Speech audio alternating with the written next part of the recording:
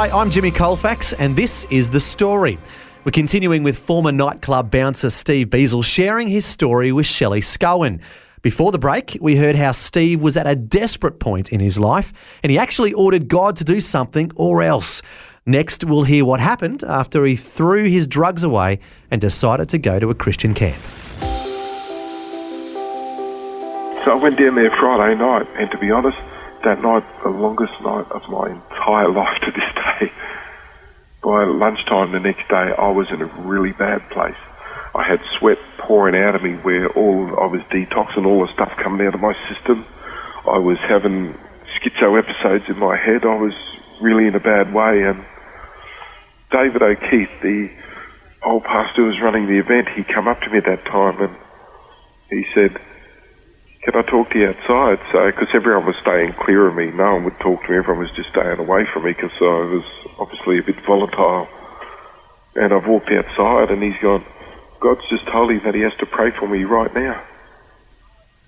So him and another two men, Don McLean and Dave Thompson, amazing men. It's interesting, Dave Thompson was an ex-addict himself and wasn't even coming down, but God woke him up early the Saturday morning and said, "Get down to the camp." So he did. There you go. It's amazing how God works. But they took me to one of the rooms away from everyone. They sat me on a chair. They anointed my head with oil and started praying for me. And all of a sudden, I just had this amazing energy come over me. I was shaking and bouncing. I started talking funny. I know now it was in tongues, but I didn't even know what that was. And I'm like looking at the pastor and going, and he just said, because I didn't know what was happening, and he just said, "Don't fight it, go with it. This is God touching you." So I did. I just surrendered to God, and instantly my head was just filled with the image of Jesus cuddling me. I could actually feel his physical arm squeezing me tight. I could feel the breath on the top of my head because I've got a bald head and my head was against his chest. And to this day, it was the most amazing moment and feeling that I will never forget that I've ever had. And I walked out of that room completely different. When God says you're made new, you're a new creation, that's what happened. I walked out. All my guilt and shame was gone. Condemnation was gone. Completely gone. My violent ways were gone. It's like God gave me a new heart. I wanted to love people all of a sudden instead of hurting them. And to my amazement, my addiction was completely gone. No cravings, no withdrawals, completely, utterly gone. Wow. All in one hit. And I met Jesus that day. And I found out firsthand that he's not only real, but I found out how intimately and personally he loves not only me, but every person out there. And that it's not about religion. It's not about a do this, don't do that man-made idea of a God. It's about an intimate father-child relationship with the God that created you. And he created every one of us for one reason. So he can just love us back into wholeness. And all we've got to do is just focus on coming to him no matter what we're doing, even while we're sinning. Invite him in and talk to him. Yeah. And he does the rest.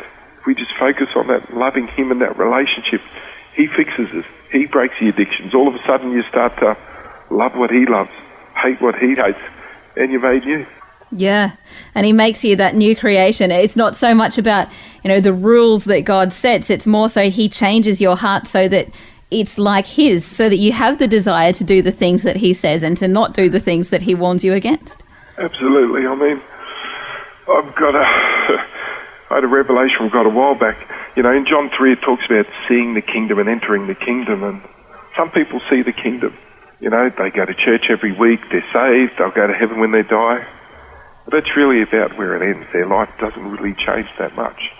And other people enter the kingdom. In other words, they enter into the everyday power and love of God in every area of their life.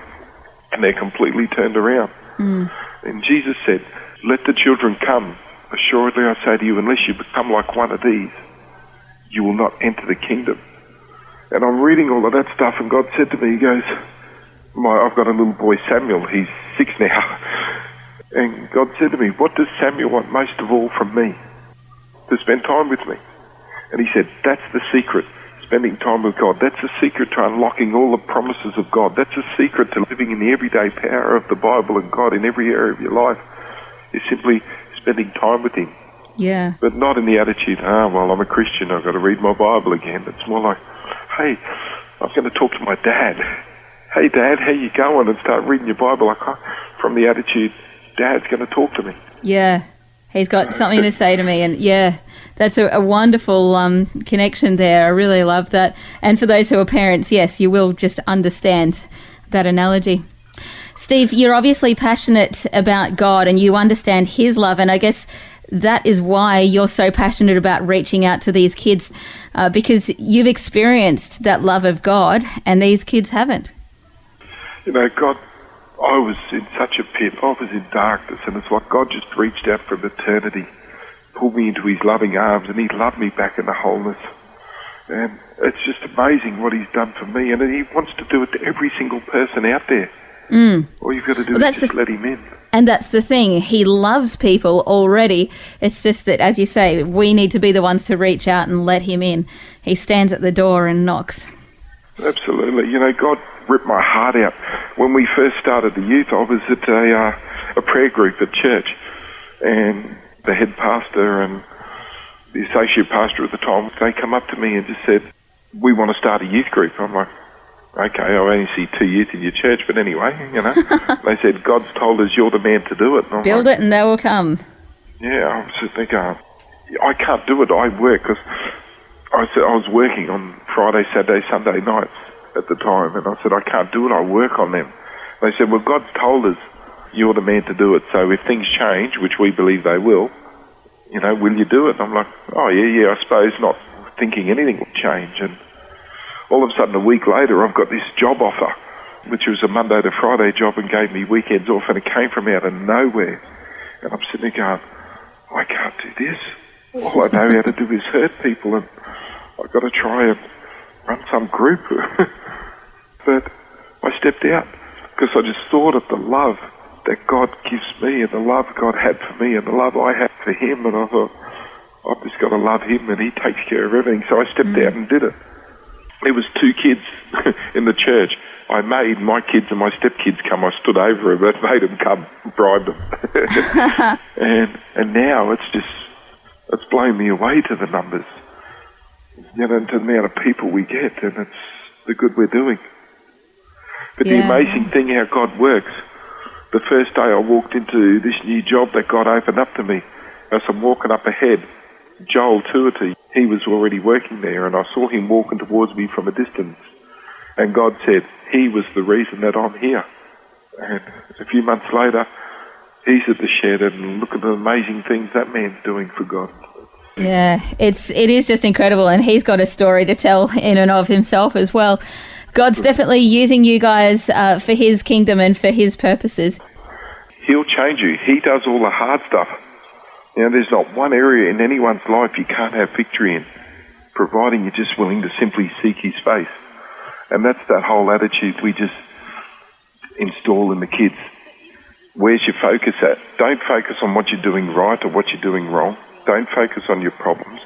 Focus on Jesus, and just focus on going to Him no matter what you've done, no matter what you're doing, and just, hey, Dad, and start talking. And that's what we install in the kids, and God does the rest. Yeah, you're obviously passionate about it, and you've probably seen time and time again the changes in these kids' lives. Are there any in particular that stand out to you?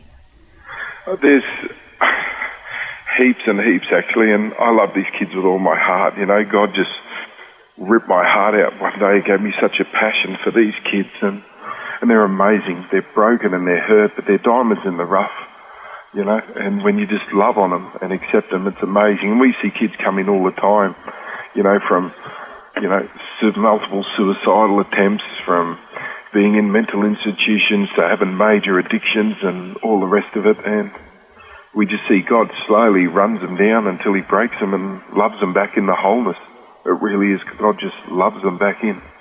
What we've found is there's a lot of problems from addiction, suicide, self-harm, all that sort of stuff, but the core problem seems to be of it all is dad issues.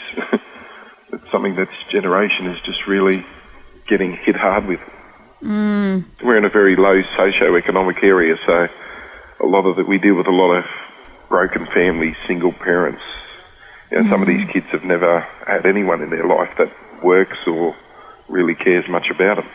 And it's sad, but it's something we just have to deal with. And that's why we provide a safe family-orientated environment for them where we just love them and accept them where they're at. Yeah. We say to these kids all the time, I don't care if you're smashed off your head, providing you're safe. And we have a fair few people that keep it safe because of the backgrounds we're from. And you're going to come in, you're going to be loved, and you're going to be accepted. Yeah. There's a lot of these kids, they think they're a mistake or they're an accident or they just don't matter, when that's the opposite, Because it's God that created them, and that's what we've got to try to install in this generation. It's God that created them. He made them, planted them in their mother's womb, marked them, set them apart, and said, you are mine. And that's a message these kids just don't realise. Thanks so much for having a chat with us today, Steve. It's a pleasure. Thank you so much. And to all the people out there, I just say, you are not a mistake. You're not an accident. You're not hopeless, and you're not a loser. You are a child of God. And all you've got to do is love Him, and He will turn your life around. Yeah, you're living proof of that. Thanks so much, Steve. All right, thank you. Well, what a fantastic transformation in the life of former nightclub bouncer and drug addict Steve Beizlle. As we just heard, God broke through the tough walls in his life, and he went on to become the founder of a thriving youth ministry. Also, since this recording, he's gone on to become a pastor of his own church in the Brisbane suburb of Logan. Amazing. One life that had been greatly impacted by Steve was a young man named Joel Tuita. In today's conversation, we heard Steve say that God told him that Joel was the reason that he'd brought him to work at a particular place. Steve and Joel have since gone on to become great friends and do ministry work together. Joel also has an amazing story of his own, and I'm excited to say that he'll be sharing it with us tomorrow on The Story. Until then, I'm Jimmy Colefax, encouraging you to share your story with someone today. Next time on The Story. I never broken a bone in my life. I never had a cast or nothing on, and for that to happen to me, it's like I broke all the bones in my body and did all my internal organs all at one time. But coming around that corner, hitting that metal guardrail and wrapping my body around, that changed my life upside down, having that motorcycle accident. A few years ago, Joel Tuita was in a horrific motorcycle accident. His heart stopped twice and he had to be revived. Miraculously, he survived and has gone on to make hip-hop music for the Lord and continue his involvement in youth ministry. We'll hear his incredible journey next time. The Story. Just another way Vision is connecting faith to life.